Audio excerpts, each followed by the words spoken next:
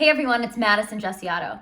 We got to talk about this impeachment because the reality is this is not the first thing that the Democrats did to try to get rid of President Trump. We look back to 2015 and 2016 before President Trump was ever a president at all, when he was just Donald J. Trump, a businessman from New York City running to become president of the United States. And the sad thing is that these Democrats had their minds made up before he was ever even elected. Of course, first they thought that Hillary Clinton would beat him, and they hoped that would be the case, and they wouldn't have to deal with him. They'd get rid of him that way. Guess what? That didn't happen. So they moved on to the next best thing. They claimed, many of them on national media, that they had evidence showing beyond a reasonable doubt that President Trump and the Trump campaign colluded with Russia. Well, we've all seen the Mueller Report, and guess what? That wasn't the case. But at what cost did they conduct this investigation? $32 million approximately spent on the Russian collusion hoax, countless man hours, 2,800 subpoenas, 500 search warrants, 500 witnesses interviewed, 40 FBI agents set on the case, 19 lawyers, and again, over 30 million taxpayer dollars. And the Mueller report said what? The investigation did not establish that members of the Trump campaign conspired or coordinated with the Russian government in its election interference activities.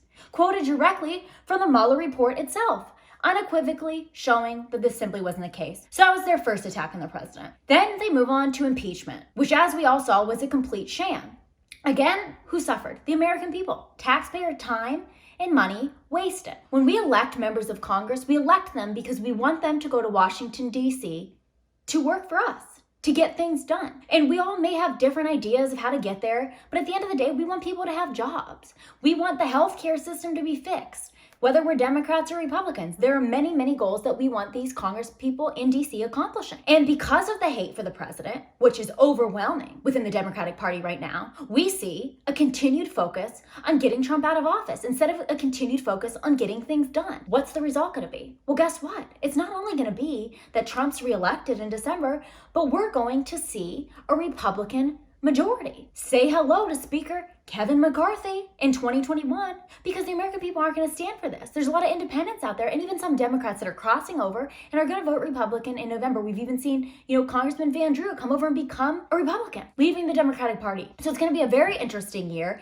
but I can tell you right now, keep an eye out, because the Democrats' hate for this president will not stop at anything, and they're going to continue to sacrifice what they need to really be doing, which is serving us, the American people, not only in Congress, but of course the media, which we'll get to that another day. But keep an eye out and remember that this is not the first, and it's not going to be the last attack on this president by the Democrats.